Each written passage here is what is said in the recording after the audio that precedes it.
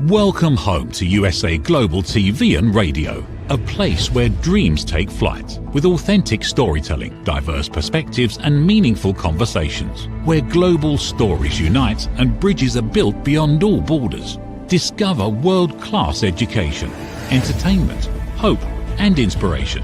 Together, we're building bridges worldwide. Subscribe to our channel, USA Global TV. Download our app, USA Global TV. Be our guest or join our team. Visit usaglobaltv.com. Thanks to our founder and executive producer, Dr. Jacqueline Kerbeck. Music score by Yeffy Tang from Cloud Road Music. Voiceover artist Mike Porter. Creative direction by Paul Garcia. USA Global TV and Radio, your home for global connection. All rights reserved. This video and its contents are the exclusive property of USA Global TV and Radio. Unauthorized use, duplication or redistribution in any form is strictly prohibited.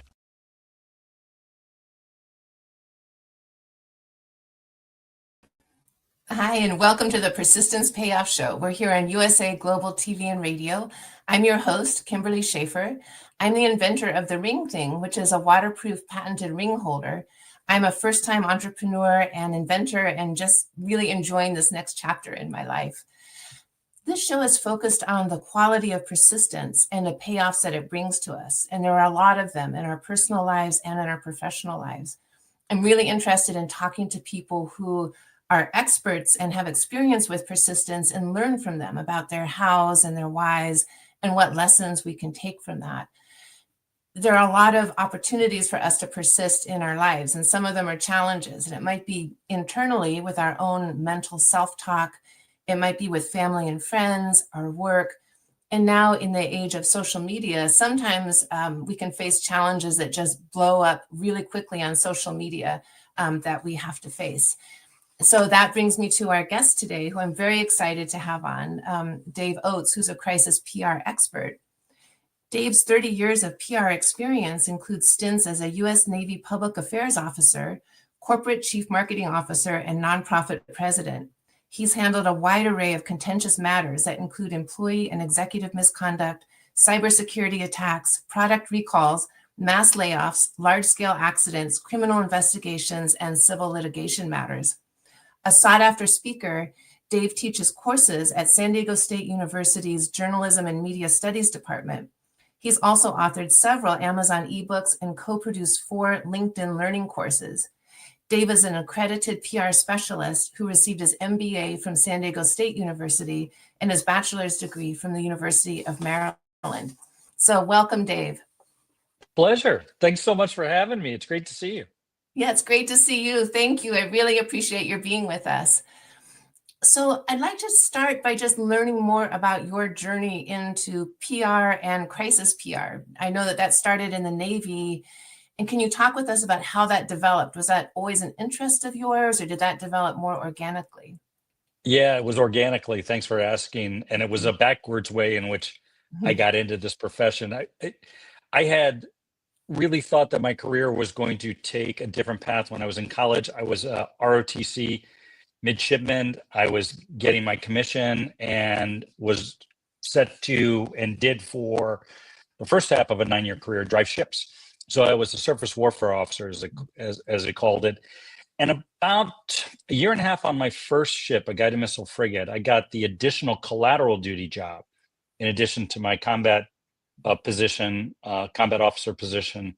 At the time, I got the additional collateral duty job as a public affairs officer. And I was like, great. Not exactly sure what that entails, and found through various channels in the Navy what that meant. And that was communications, essentially, and in a sort of an executive level, if you want to put it more broadly, not only for the public when we would do port calls and tours and media as it was necessary, but also to helping the commanding officer communicate to our sailors and also the general sailors within, in our case, since we were based in San Diego, the San Diego community. And it was sort of my first foray, learning on the fly, asking a lot of questions, building a network of trained public affairs officers, that I started to get a feel for what the job really involved and how broad and in-depth and comprehensive it was. And as a guy in his mid-20s, you sort of had that light bulb come off and you went, oh, this is really what I want to do. And that's when I decided I want to try this for a career. And I found out that there were about 200 officers out of 330,000 service members and about 60,000 officers that did public affairs as their full-time job. And now I'm like, okay, I got to figure out how to get in on that. And so amongst the San Diego Navy community, there were, I would say, roughly probably about 6 to 8 Navy public affairs officers, maybe as high as a dozen, that did that as their full-time job. And so once again, here I am, this young junior officer on the guided missile frigate, basically on his off-duty hours and when he could get away, knocked on doors and asked people, how do I get your job? How do I get in this community? And because the Navy, like a lot of good organizations, really pride themselves on apprenticeship, mentorship-based leadership, I learned from some really great masters of the craft how to not only do the job, but how to get transfer into that community from the Navy. And persistence, as you talked about, is sort of the lexicon of the show. I didn't get selected to transfer from a surface warfare officer specialty to a Navy public affairs officer until my third try. You have to put in deep, thick applications to DC, and it had to get reviewed by folks, and it was very tough to get into. It was very competitive. And it wasn't the first time or even the second time that I got selected. It was the third time. I had to continue to do my day job well as my collateral duty public affairs officers before I got a chance to do so. So for me, that was one of the early examples and really opportunities to understand persistence. I was hell-bent for leather to get into this job, and I wanted to see if I could do it in the Navy. And it's a matter of just keep swinging the bat, as I call it, having a love for baseball, and continually to try to build my credentials and do that, and do not be dissuaded by the first rejection or even the second rejection. So, and that started me on a career that then got me into crisis experience, both in forward deployed operations and local care. I went into the private sector about a quarter of a century ago, and I focused in technology, and particularly startup tech. Hung on my own shingle about 17 years ago and focus exclusively now on crisis communications for a wide range of organizations over the years. And my career has been about persistence and learning as I go and not being disheartened by the obstacles along the way, both professionally and personally, in all candor. Yeah, I can imagine. That's so interesting. And then what was it about crisis PR that captured your interest, as opposed, there's PR in other contexts, but what was it about crisis PR that was really interesting?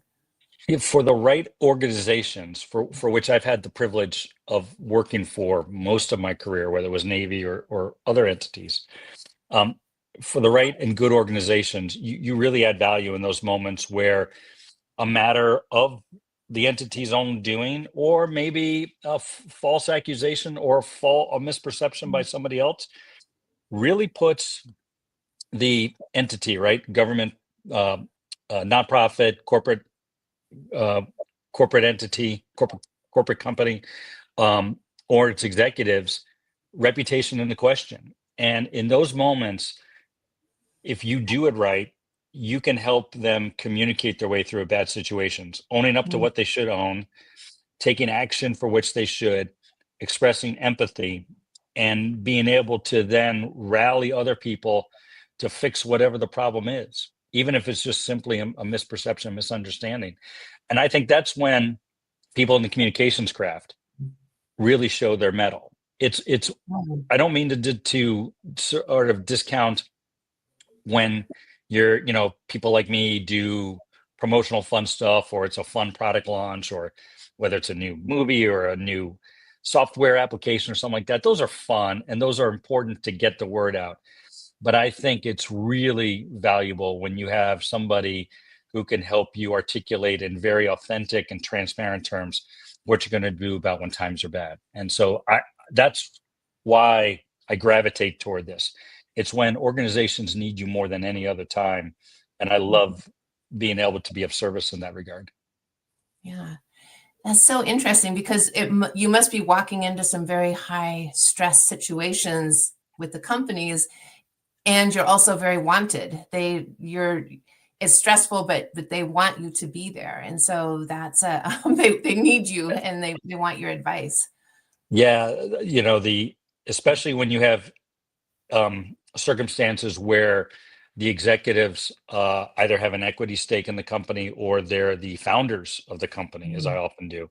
And I've done founders of companies for big, $500 million organizations to small mom and pop operations. They see their business, their nonprofit, their government agency as an extension of their identity. And so when it's called into question, it's really, they will view it as a threat upon themselves, a threat upon who they are. And the natural inclination, as it is for anybody, is to get very defensive, right? Is to get really argumentative. And I say most of the time there's a far better way to go through and communicate what you need to convey, and how you need to correct either the narrative self or correct whatever the mistake was, right? We're all human. In my 55 years on this earth, I'm becoming more and more aware that we are a very flawed species, myself notwithstanding, not myself included in that, I should say. And we all have opportunities to correct errors. Unfortunately, the world in which we live in with these wonderful little devices don't give us as much space to do that. And so we have to create it ourselves. And so I find myself, coming in to what is often a very tense and uncertain situation for a lot of people. And again, that's why I love what I do. I can come in and sort of be a voice of reason at times because I don't have the baggage of having sort of lived through this up to that point. And I've been privileged enough to be in the wrong places in the right time enough that I can usually spot the opportunities to make things better. Yeah. Oh, that's a great point. And are there like maybe a handful, whether it's 3 or 4 pieces of advice that you start off talking to people about when you're walking in initially into a crisis situation? Like, okay, here's what we got to do. Here's what your mindset needs to be in order for us to address this. Yeah. So at the time that the crisis is occurring, right? And by that definition is something is making it into one of your key audiences, whether it's employees or customers or partners or donors if you're a nonprofit, or taxpayers if you're a constituent. Something is now in the public eye, whether through a social media post, an online review page, a blog site like medium.com, or a traditional news outlet, like the LA Times or whatever, that is disrupting operations. People are now questioning whether you're the real deal. And they're starting to call in, email, asking for clarifications, maybe slowing down the frequency at which they do business. They're not placing orders and repeat orders as frequently as they did. Maybe they've got a big order in mind, but now they're going to hold off for a couple of weeks. Maybe your employees are starting to look elsewhere. Your good employees are starting to look elsewhere for their next job. Those kind of things. In those circumstances, you've got to come out with the who, what, where, when, what's going on, and what you're doing about it as quickly as you can. And it doesn't mean you necessarily have to have all the information, and you certainly don't want to speculate, but to the extent you know what's happening, you want to convey that as quickly as possible. People need to hear you. If you don't do that within a relatively short period of time, somebody else is going to set that narrative for you. And oftentimes it's going to be not correct, or it's certainly going to be misleading, or it's not complete. It's not in the proper context. And so you have to do that with pretty decent speed.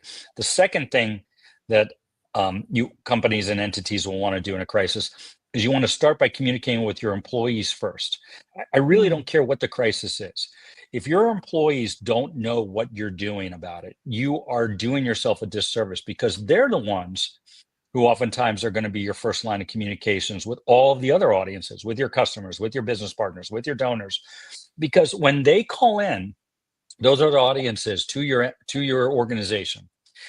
And an employee answers the phone, and that person on the other end says, "What's going on here?" And your employee has not been kept informed. They're going to respond by saying, "I don't know what's going on. No one's talking to me."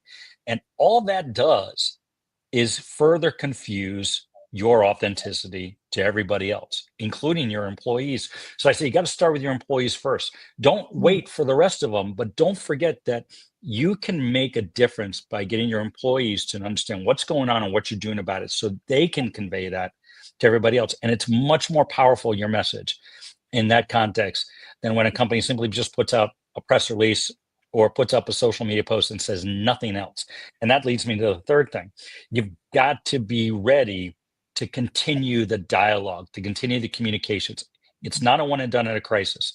We all know that continued conversations are necessary to correct the narrative or to fix whatever is wrong. And you need to continue to do that in very frequent fashion. Let people know that you care and that you're working on it, and what the status is, and how you are making progress to fix whatever the issue is. Those are the three things I tell organizations of all sizes, of all entities, of all industries, is you got to say something as soon as you can. You've got to start with your employees and keep updating as you know more information and as you're working on progressing, making progress in this issue, so people know that you care. Those are three paramount disciplines in any crisis situation.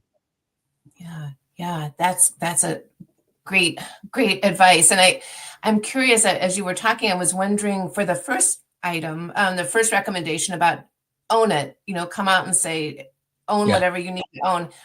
Is that the hardest for people to do when they're in a crisis situation? Like, you had talked earlier about sometimes people are in a defensive mode, and is it challenging for them to kind of go, okay, wait, let me just own this and get past that?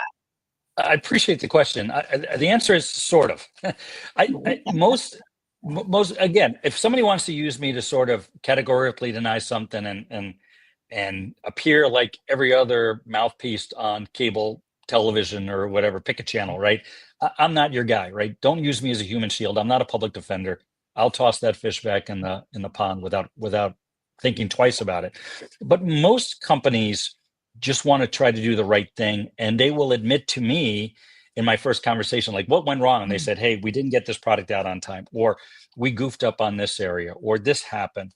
And they'll own that right away. Where it gets sticky is because of the world in which we live in, where we're all tied to our smartphones and the social media apps, is how quickly somebody takes exception to it and creates this really crazy, hyperbolic post that not only talks about whatever that small issue was, whatever the mistake was, but now takes it way out of context and starts talking about how screwed up the organization is, how greedy the executives are. And when you start getting into those type of personal attacks is when entities will really defend themselves, because now they feel like they're just being overrun and everybody goes into fight mode. If I can get them back to sort of addressing that little bit, and we communicate that and what they're doing about it, it usually does two things. First off, it diffuses at least the level of animosity that you see in social media and in news organizations, because all people really want to know is that they're hurt. And when you say, yep, I hear you, this is what happened and this is what we're doing about it, we apologize for that, everybody else sort of gives a little bit more space to all the other nonsense that people generally tune out right away, and gives people at least a second thought to give that organization, another chance.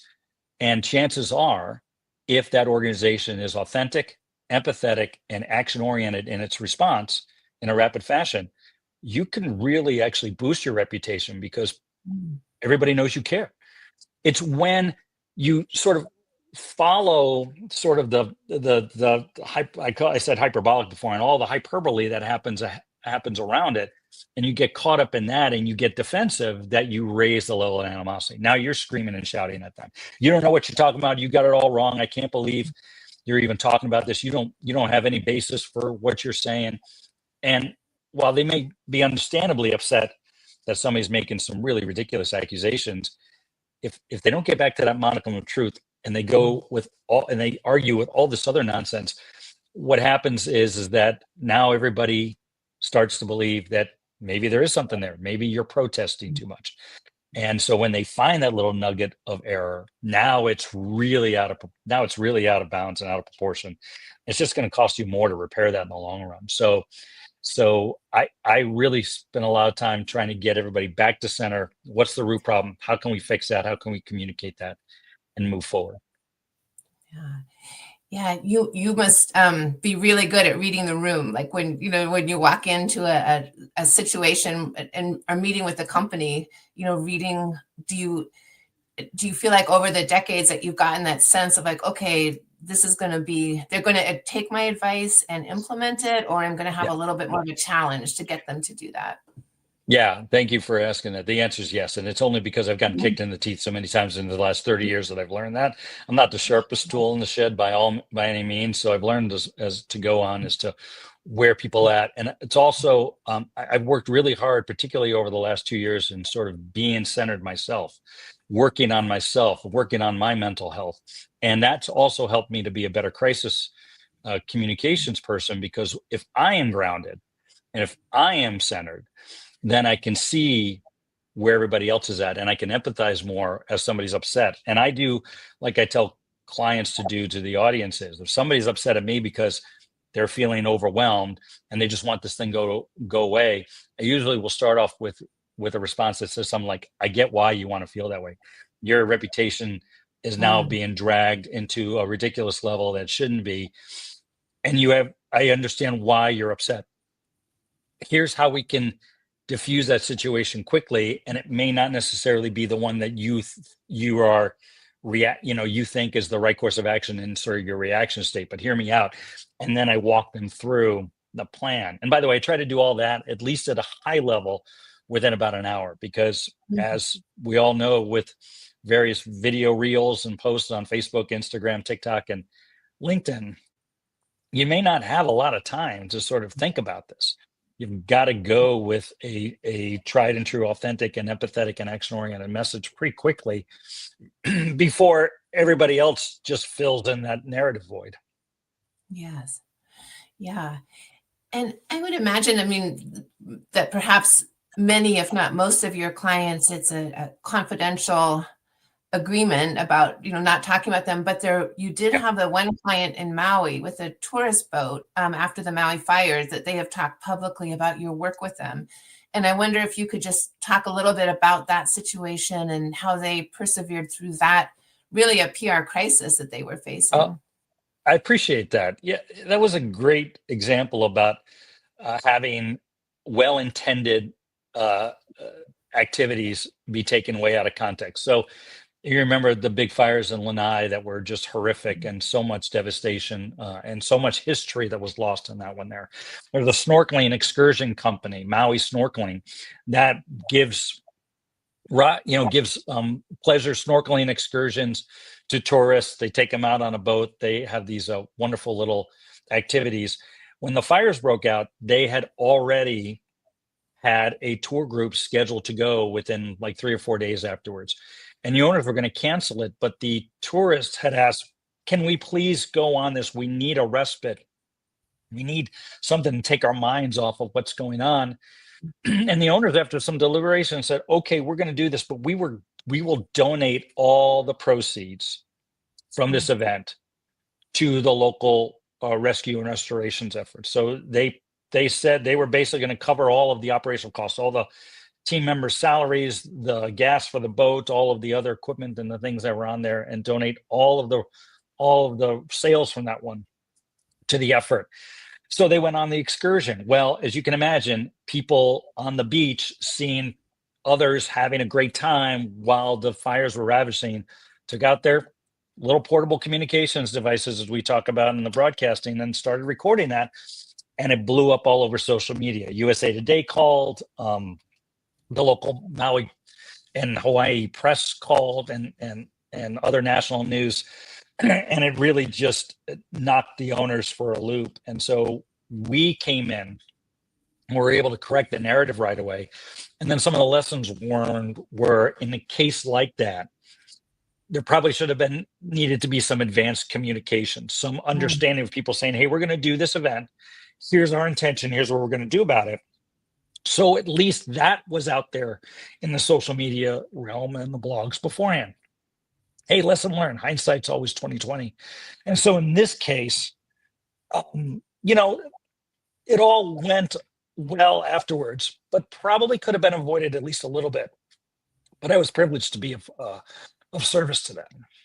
Yeah, absolutely. And, and good for them for persevering through that, and also trying to help the people who were devastated by the fires, because that was a horrible, horrific thing that happened there. So yeah, that is a great example. And a question I have as we've been talking is, so you come in usually during a crisis to help people. Yeah, You also offer services to companies or individuals on way to prevent a PR crisis. I do. And like everybody else, right? I think when it comes to adverse matters, a lot of businesses, particularly small regional businesses, don't see themselves as potential targets for somebody to really discredit them and disrupt their operations, because they say, "Hey, we've got good clients, we've got good customers. Why do we have to worry about that so much?" Well, it's because, as I've been saying a couple times now, everybody's a broadcaster with their smartphone. Everybody has the power with a camera, a microphone, and a distribution service, which is their social media accounts, to really have a bigger voice than sometimes the local 6 o'clock news or the local newspapers. And so what I tell organizations is, you have to understand your hard-earned reputation can be soiled by somebody overnight because their nose got out of joint because of something you may have said or something a staff member may have said when they walked into your storefront or logged in on your web portal. And so you don't want to be the last person to know that somebody's talking about you. So I say the first thing is, keep an eye on the internet chatter, and there are free services to do so. Google has an alert system. Literally, it's alerts.google.com. If you have a Gmail account, you can put in there, in quotations, your organization's name, your executive's name, and you can set up that within a couple of hours of something being posted, you're going to get an alert from that. And there's also some freemium-based pricing for social media monitoring tools that you can use. And I think every organization, even if you don't generate any business through an online entity, you don't through an e-commerce engine or some sort of online scheduling tool, you will need to know if somebody's talking about you, because your brand and your reputation are oftentimes won or lost because of that. Even if if I had, word of mouth marketing and I said, "Hey, Kimberly, I have a friend. I told him about your product, your ring things, and I said they really need to talk to you." Even if you were just selling that in like farmers markets, not even online, chances are somebody's going to Google your name and the company to see what it's all about. And if you have chatter that has been unchecked online, that's going to appear on the front page of Google. So don't be the last person to know somebody's talking about you, and then respond to the negative chatter when you can. And again, the third thing is with empathy and action. And it's a very artful way to respond with authenticity without necessarily apologizing for things for which you don't. And with the idea that you're not necessarily trying to change the mindset of the person who made the comment, but you're trying to telegraph to everybody else who sees that post that you care and that you're taking action, and that they might not necessarily want to give this review or this comment or this post that kind of weight. And most people will give you the benefit of the doubt in those cases. It's when organizations don't know what's going on in those type of chatters and don't respond, or respond with anger, that they, inadvertently give credence and validation to that comment in that post. And all of a sudden that becomes the truth, whether it is or not. Interesting. Do you feel that every PR crisis can be addressed, that you can persevere through any PR crisis? Or are there certain situations, have you ever come into a situation and just said, yeah, I don't think we can address this? Oh, I appreciate that. I guess the general answer is yes, every PR crisis can be resolved and resolved in the organization's favor. But there's a couple of things that need to happen. First off, I mentioned before, you need to respond quickly. I've had circumstances where somebody has come to me about a matter that occurred 6 months ago, and because of their lack of response at the time, it's now cemented in chatter and in posts and in comments on that first page of Google in a search that I mentioned. And I tell them, it's going to take a lot to disrupt it. You can still do that, but you're looking at 18 months to 2 years and hundreds of thousands of dollars to develop other content to fix that. And that's probably the second thing, is I would say, is you also need to have your own internet presence. You have to protect and promote your brand online and offline, even if you don't necessarily generate, like I said, business by either channel. You need to recognize that your brand is part of the value of your organization. Even nonprofits, it has value in being able to generate donations and support and the like. And so you have to have an active internet presence, and you have to respond to those matters in a short order. The third thing, and I think this is probably not to be undersold, is you've got to be, by and large, a generally good entity, right? If you are practicing on a regular basis shortcuts or different, what I would just call not above board and non-transparent business practices, particularly as it relates to your employees and your customers and your business partners. In other words, if you're just a bad business and a bad leader, you can't really fix that with a PR campaign. That's an inherent flaw in the business, and those companies probably should be out of business. And I don't say that with any great fanfare. I just, there are bad individuals and there are bad companies out there that should be out of business, and no PR campaign's gonna be able to whitewash over that. Yeah, that makes sense. That's a great point. I'm curious to know, looking back over your 30 years of doing this work, is there any one thing or a couple of things that have really surprised you in a positive way about your work? Thank you for saying that. Yeah. And this is probably as much of a, not only just a professional observation as a personal observation. We can get caught up in so much negativity and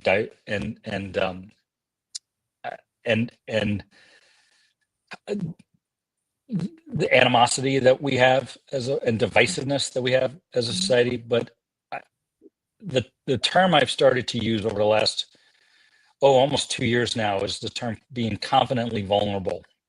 And if you can believe enough of yourself, if you believe you're enough and you're working on yourself, and you can be that confidently vulnerable leader, and then by extension entity, to your employees, to your customers, to your partners, I am still very thankful and grateful for how many people, whether it's close family members, employees, or customers, can give people grace. And I've seen that in many different forms and flavors in not only my professional career, but my personal life. And that always gives me hope. That gives me promise. And I use that term often in conversations that I have in presentations like this and in client engagements, is the term confidently vulnerable. And I can't take credit for that. I met a courageous young woman in my volunteer efforts, as Kim, you and I have done on anti-human trafficking, who coined that phrase. The woman's name is Caitlin Radigan. And I've seen her speak, and she used that term, and I've adopted it since then and give her full credit for that. Yeah, I love that term. That's going to stay with me. That's beautiful. And, and talk about persevering. You're right. You and I are both engaged in anti-human trafficking work here in San Diego, and volunteering, and you more so. And talk about persevering with the survivors of human trafficking, persevering to recover, and through recovery is really inspiring. It's something. You chaired that task force as long as I chaired it, so I'm grateful to your service and what you've done for that. But yeah, the survivors certainly give me hope and inspire me. But I'll tell you what also inspires me. I've been teaching for, as you mentioned, I've been teaching part-time at San Diego State for the last year, and I've done, like you, some mentorships at the high school level, and continue to do so through our respective Rotary clubs. And I am also really buoyed by the young people Mm, who are going through their own challenges, as a lot of teenagers certainly do, and some, with greater obstacles than others. But their ability to find their own truth and follow their North Star and persevere also gives me hope, and how they can still look out for each other. I know there's a lot of conversations that I've seen in the business circles about the generation today, and do they have that type of fortitude and that type of perseverance and that type of willingness to work really hard. And the answer I give is absolutely yes. They just, mm, and sometimes they can teach us. At least that's been my experience. I'm sure that I know that there are certainly others that don't have that, but I think they don't have it is because they haven't been shown it. And so let's be that guiding post. Let's be that mm. let's be that mentor to help them find it. And in turn, they've helped me in the process. Wow. Wow, that's really very powerful, very, very powerful and encouraging to hear, because I've also heard that about, the younger generation having a different view about work and perseverance. And so it's very, very happy to hear that. And do you feel that perhaps they have a little advantage in PR work in the sense that they've grown up with social media?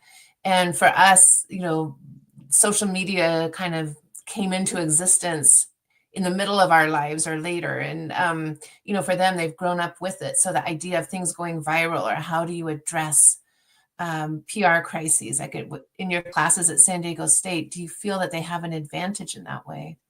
I don't. I guess my answer would be they have an advantage and a disadvantage.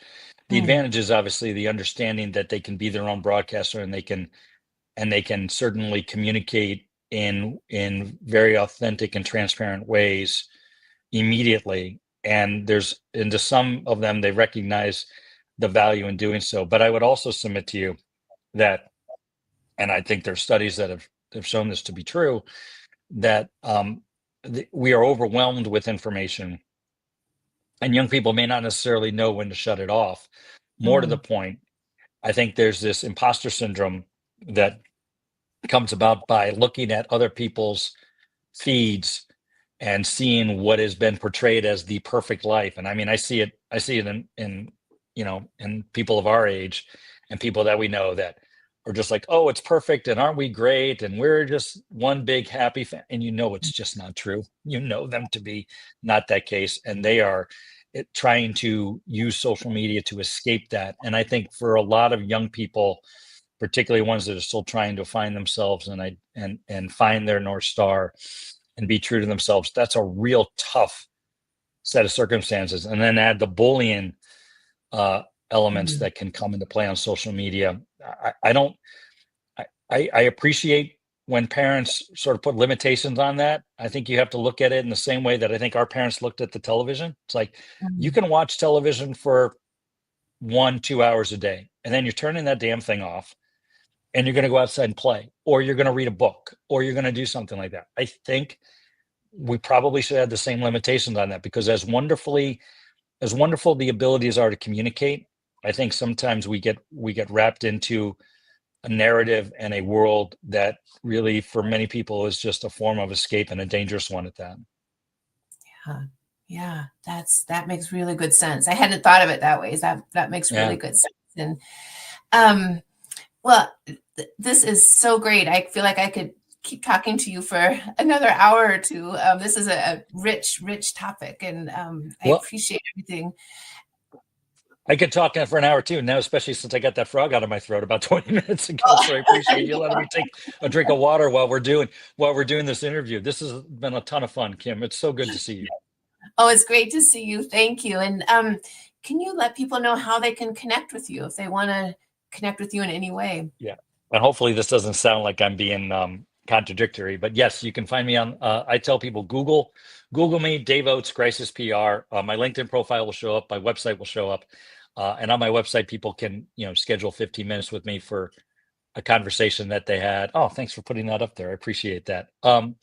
And as put in the chat, that's my email address. It comes literally to my inbox. I'd be happy to have a conversation, particularly if you are dealing with a matter or there's something percolating that you, as I say, if I hear the words, I hope this doesn't get out. Well, as we know, hope is not a strategy. Have a conversation with me.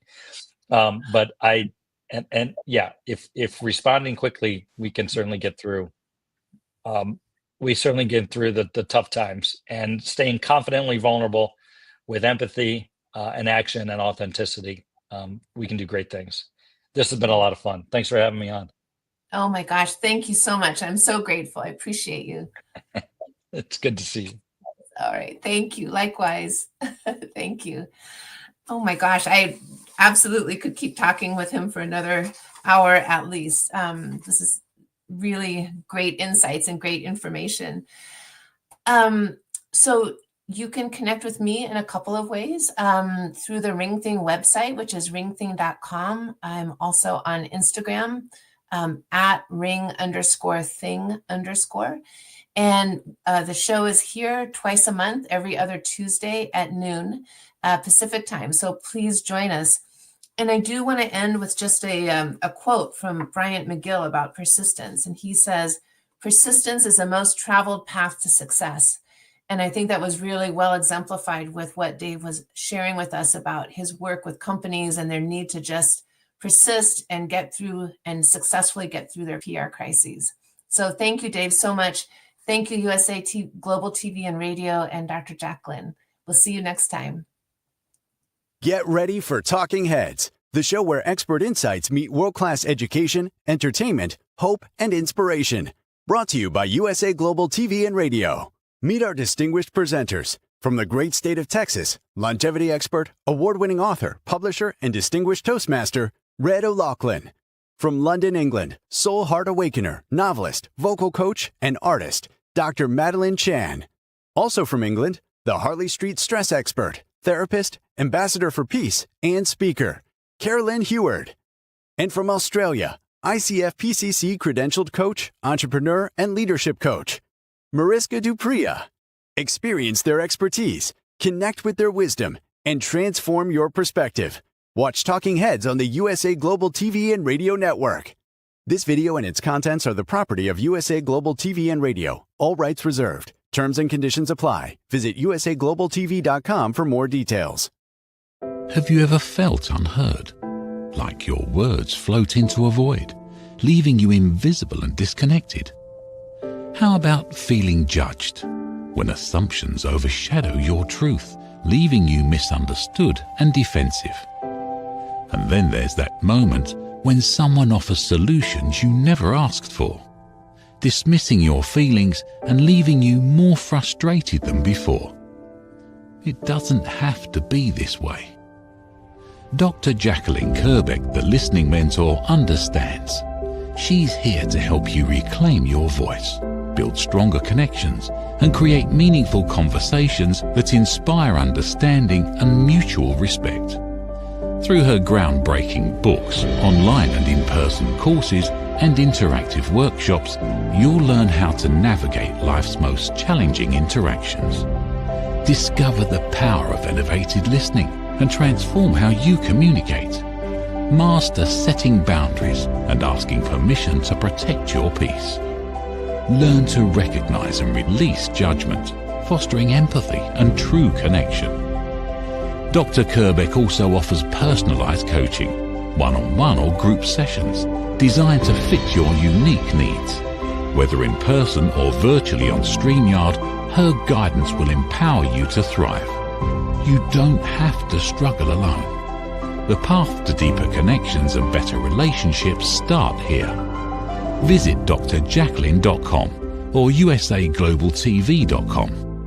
Join a global community of empowered listeners and transform your life, one meaningful conversation at a time.